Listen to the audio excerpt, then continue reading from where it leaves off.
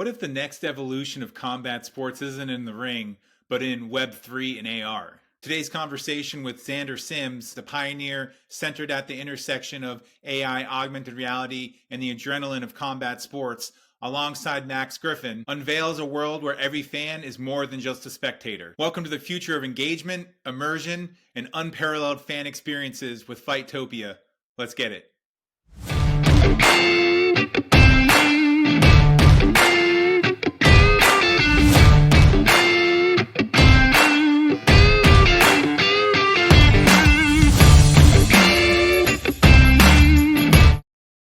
Welcome back to Fight Capital, where we step into the ring of combat sports business. I'm your host, Ryan Rapaport. Today, I'm joined by Xander Simms. Xander is a Web3 brand strategist who is a designer and working in the modes of AI, virtual reality, and 3D art. He's the founder of Fightopia, a trailblazing platform where MMA fandom and the thrill of the fights converge with the future of entertainment technology. His expertise in creating immersive video and interactive experiences, coupled with a passion for raising the vibrational rate of humanity through technology, makes him a true game changer and a force to be reckoned with. Thanks for being here today, Xander. How are you and where are you joining from? Awesome. Thank you for having me, Ryan. And I am in Fight Capital. I am joining you from St. Louis, Missouri. Thanks, man. Well, I've been following you on LinkedIn for a little while now, and I'd just love for you to tell me a little bit about your journey into AI and immersive technology, and how did you get started with Fightopia? Definitely. So my journey into AI and immersive was kind of a comprehensive journey of my career. I started off doing video production and content design, mostly social media for brands, and got results, for one guy, and they referred me to the next. So in that way, I was able to gain a lot of practical experience and, run my own agency and get some really cool contracts. And that took me all the way actually to working with this startup out of Houston, Texas, that we worked with NASA and a couple other space agencies. And I'm a long time science fiction fan, comic books. I love fantasy and science fiction. And this was the first time those kind of two worlds commercially and creatively had collided. And so after that contract was over, I was I was hooked to working at the intersection of those two things. And I was looking around in the industry, primarily through LinkedIn, about what else was happening. And one of my favorite motion graphic artists by the name of People had this really cool sale of digital art for $69 million at Christie's auction. And it started this wave of, digital media. And at the same time, soon after Facebook had changed their name to Meta. So there was a lot of momentum in the immersive space. And I was sitting right there at the intersection and just started building off of pure interest and connected with a lot of thought leaders in the space. So after that's what I did and just connected with like minds. And during the same time period, I grew a really deep love and respect and passion for MMA because of the dedication of the athletes, and it was the pandemic, so I just naturally kind of gravitated toward new things. So immersive.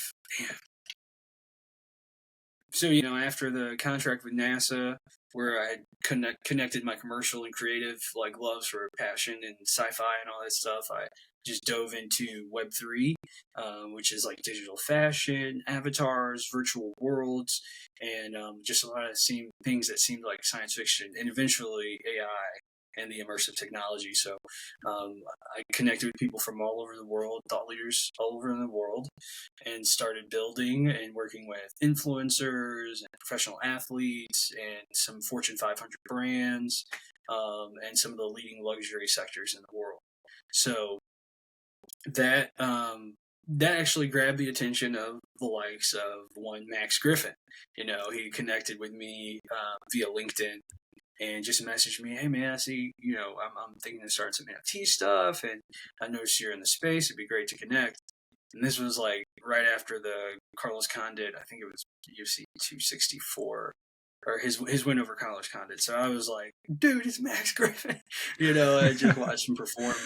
I had been a budding MMA fan during the pandemic. That was the other thing I got into, deep tech and also MMA. And there's actually a lot of similarities there, believe it or not. For me as a mixed media artist and a mixed martial artist, there's some parallel. So I'm a huge fan, and that kind of natural fandom and Max's business mindset and forward thinking and openness to doing new things birthed Fightopia. Hey everyone, quick favor to ask. Did you know that nearly 80% of the people tuning in right now aren't subscribed yet? That subscribe button down below is what powers me every week to keep putting out these podcasts. Big shout out and thank you to everyone that's been supporting me for this. I couldn't do it without you. If you're enjoying the content, please subscribe below. It means the world to me. And for everyone supporting me, thank you so much. Now back to the show. That's awesome, man. Yeah, Max, congratulations to him on the win as well. We did episode 2 of Fight Capital, and I've been a huge fan of his for a while, and a lot of friends throughout the communities that we both play in. Glad to see him keep winning. And like you said, he just does a really good job of finding cool new projects, and the guy's just a hustler. And I always felt that, like, for him to be in Web3, I remember when he was announcing this and kind of talking about playing in it back when I interviewed him almost a year ago, that it was something that was really interesting to hear that he was getting into that as well, because I've talked with a couple other people about Web3 within just the world in general, but particularly there's a lot of buzzwords like NFTs and collectibles and all that type of stuff. And I always like to dispel that, because Web3 in itself is just a mode and modality, right? I'm just kind of curious, how do you see like the whole world of like AR and Web3 transforming the fan experiences in combat sports? Because I know it's like one of the things that you're working on. Definitely. I think it's, maybe one of the most dynamic uses of the technology, and similar to yourself, I like to demystify it all. The platforms will change, but the experiences will be pretty similar. We want to connect to the things and people we care about, and this is just kind of a new way to do that using the latest technology. So I think that it can bring, as we continue to go more into immersive technology and things like AR, it can bring us closer to the action. It can kind of blur the digital and the physical worlds and allow us to have more personalized experiences based off of our interests, and even ways to connect with those. I'm going to speak about specifically athletes for now, but it also works for anyone, any content creator, like yourself, or any business. It's kind of a way to invest into your audience, give them the most digitally rich and vibrant experience that you can invest in with the latest technology. So I think that kind of sums up my personal view, and the possibilities are just very exciting.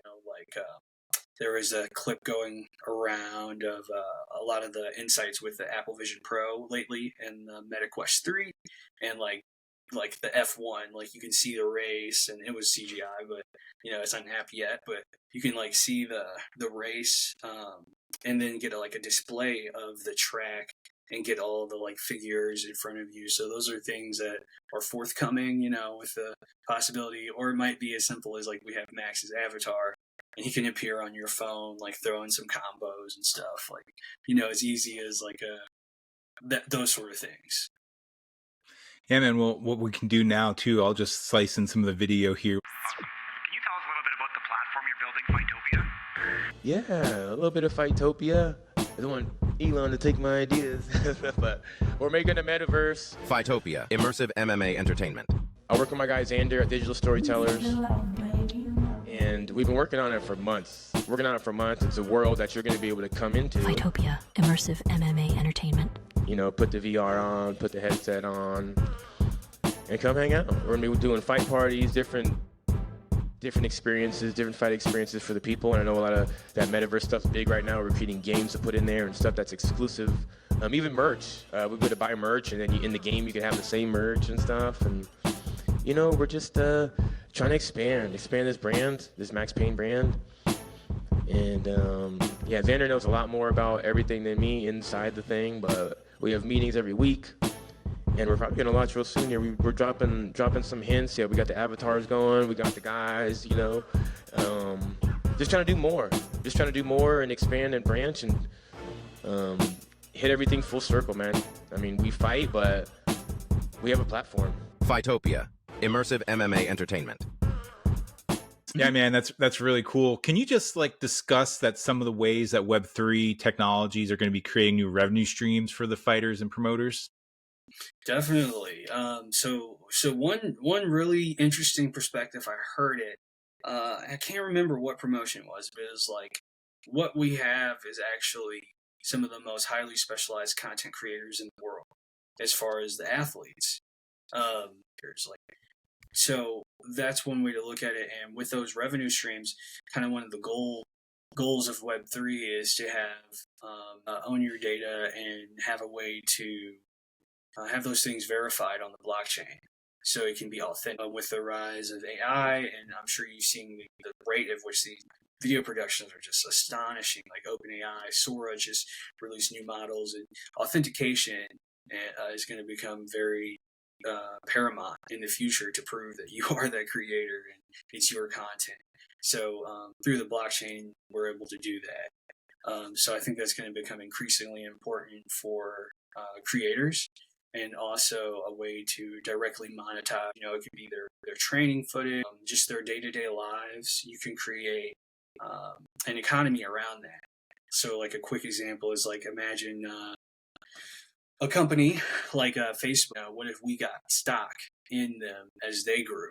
You know, that'd be incredible. You know, so the interest of the artist or the entertainer, as their particular brand grows, you grow along with them. So I think, so what's good for the brand is good for the fans, and as the artist or entertainer grows, the fan base benefits from those tokenized economics. So I think that's huge, and just a way to, monetize their day-to-day lives. You hit on just a couple of the challenges there as well with Sora coming. I mean, that's unbelievable. I was just showing my in-laws he works in the video tech space, and I showed him the Will Smith spaghetti eating video from last year and where it's at today, and it's just crazy. And he works with like a lot of B-Reel and stuff like that. I'm like, there goes B-Reel. But can you just tell me like a little bit about some of the challenges that brands will be facing when they're integrating in the combat sports space, like AR and Web3? Yeah, so I think maybe one of the challenges is actually getting the executive buy-in. I think is getting the people in the room, the executives in the room who are most excited about and understand from a consumer standpoint. They put the consumer experience first. So I think that's going to be the hardest thing. Not every sector is or ready to adapt these technologies just yet, but the fast, the market leaders and the fast followers, though, that recognize the opportunity will. And I think it's just about getting that buy-in from the executive decision makers. That's probably, to me, at the top of the challenges for the brand. Yeah, well, I think some of that too, just from my experience, is like the privacy and the security considerations for the athletes, the fans, and I guess the promotions. But what are some of those that you look at, like these Web3 enabled sports ecosystem? So as far as privacy and those sort of things, yeah, correct. I know you touched on a little bit of that with blockchain and kind of like the value that provides. Right. So I guess just for the privacy of the fans and the athlete, obviously I think it's just, instead of a new sphere, kind of some of the same concerns that we're still battling with social media, as far as the privacy and the data and things. In theory, Web3 will solve that. We don't have all the infrastructure yet to really implement those things, but ideally, the authentication with the wallets and those very secure wallets will help combat.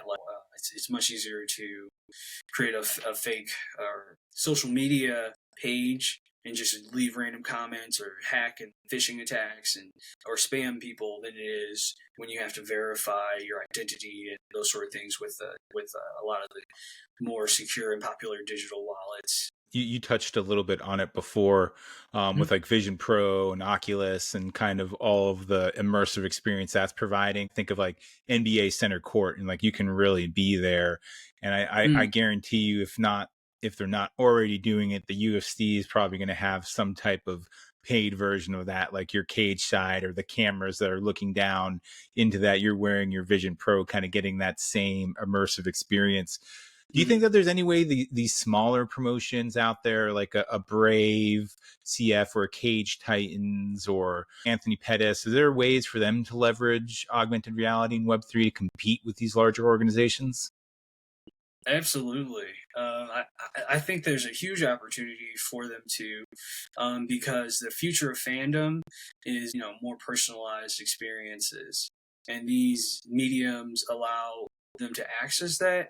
So, like Anthony Pettis Fighting League, I don't know if it counts in the category, but like the bare knuckle fighting leagues, even all the way BKFC, up to yeah. like a PFL. Again, it's not like the technologies are always insanely expensive to implement. You just have to have the executives have to have that in mind, that they want to invest more into the consumer where they're going. I think when with the Apple Vision Pro, one of the quotes that I, just listening to Steve Jobs past things, but one of his quote, he used a Wayne Gretzky quote. It was like, "I don't skate to where the puck is, I skate to where it's going." So I think that's kind of the same thing with these technologies right now. And when social media came out, you can kind of see where it's all trending. It just takes the executives and the leaders to execute and implement. And the other part of that, I know a guy, so feel free to reach me out. Hit me up. I'd love to partner with you guys. We have just actual solutions that work. That we can implement for a lot of these brands. I've worked across industries, and it's always really exciting when the organizations are, they're a fan of the technology and want to see it implemented because they understand the market and where everything's going. Yeah, and that's a plug right there in case anyone's listening, to follow Digital Storytelling Inc. and find Xander on LinkedIn. You just talked about it, like skating towards where the puck's going to be. What future trends do you see or predict for the intersection of combat sports in general, augmented reality, and Web3 within like the next 5 years?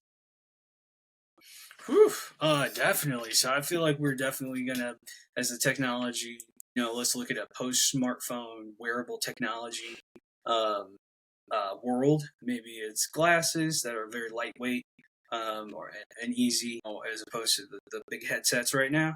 But it's definitely going to be immersive. I see overlays, like if we're watching, we can see the stats, like the significant strikes landed instantly. We can see what area the punches were landed on, their percentage rates, like in-fight data, and maybe we can access those and project the athletes in the arena like into our home. And with the group, in a group setting, I think would be really exciting too. Right now, it's kind of personalized, but if we can have a shared experience, like a fight party, me and all my friends are here, and we can watch it in full 3D and immersion, like we're right there, front and center in the octagon. I think that'd be incredible with like the spatial audio, so we're hearing all the sounds of the stadium and DC and Rogan and the commentators over there. It's all like really immersed. And then ways to connect those two things. So maybe if you buy the pay-per-view, you get digital collectibles to remember as keepsakes for those items. And one of the things for me that I really wanted to speak on was really, really honoring our athletes, the competitors. And I think they're out there risking their lives for it. Like, the better storytelling they have, I feel like that's the key to where some of the top tier organizations win. And I'd love to see, like, if you go to their pages on the website, maybe a full bio, a highlight reel, just like almost like short of a Hall of Fame, but each fighter honored in their own right on their page. And just so we can really dive deeper into the athlete and become more immersed into their lives, their accomplishments, and all those things. So I really like that for the fandom. And yeah, I mean, I think it's what they're doing is iconic, and it's such a short time span generally. But the connections are so deep when you connect to them on a personal level. And one of the best empathy tools is the XR reality, when you can become closer to them and break that digital divide between the screen and your reality.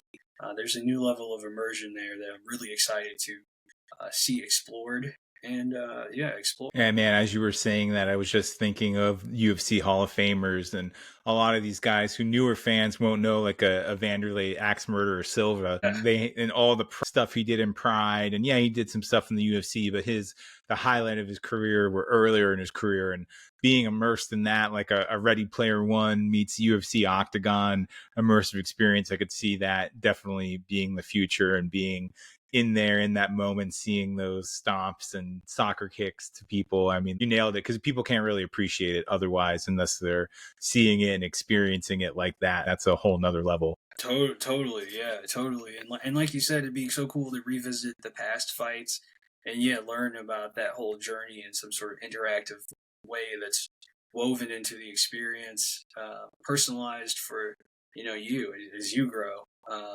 In your knowledge of the sport, it can give you personalized suggestions about fighters and fight styles you might like, or just anything, as many layers as the traveler or the user wants to experience, I think should exist, because I've found that just people connect with MMA athletes on a much deeper level than a lot of other sports. Yeah, right there with you, man. And Xander, for anyone who's listening and they want to learn more about what you're doing, where can they find you? Where would you want them to go and follow you?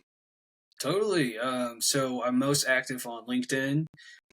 It's Xander Simms. I post daily, and you can catch updates for all the different projects I'm doing, from digital fashion to MMA to sports and beauty, and just all those sort of different projects. So it's Xander Simms on LinkedIn, and then it's Xander Love AI on Instagram and TikTok. Awesome, man. Hey, well, thanks for taking the time to do this. I love always kind of showcasing this side of the sport and all the cool things that are going on in the background that the casual fans might necessarily be seeing, but I see you, and looking forward to seeing what you and Max do next with Fightopia.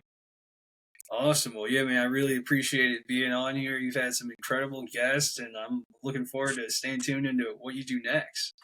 And like, don't you actually do some like training and stuff like with MMA or some sort of combat sport?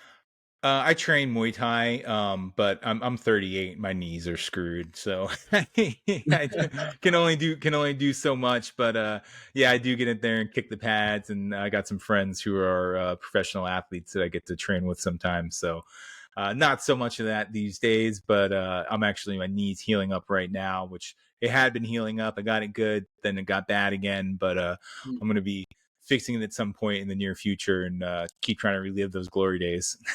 Definitely. Oh, one part I forgot to mention. It was kind of big, actually. So one other thing that I embraced, and why I was so into the Fightopia idea, was because right along the time I got in MMA, I also started utilizing the VR headset in this game called Thrill of the Fight, which is like a boxing simulator. And I think I've seen it, yeah. Yeah. I've got some clips I can send you too. But that was one of the first things that Max and I connected over, because he told me that they like use it and warm up with it, and it's pretty realistic as well. And I don't have a strong background in combat sports, but I have been doing this VR boxing pretty regularly for 3 or 4 years now, and it kind of changed my whole outlook on the physical and digital reality. So the future of like VR, XR realities, immersive realities, and physicality is something that I'm really like inspired and intrigued by.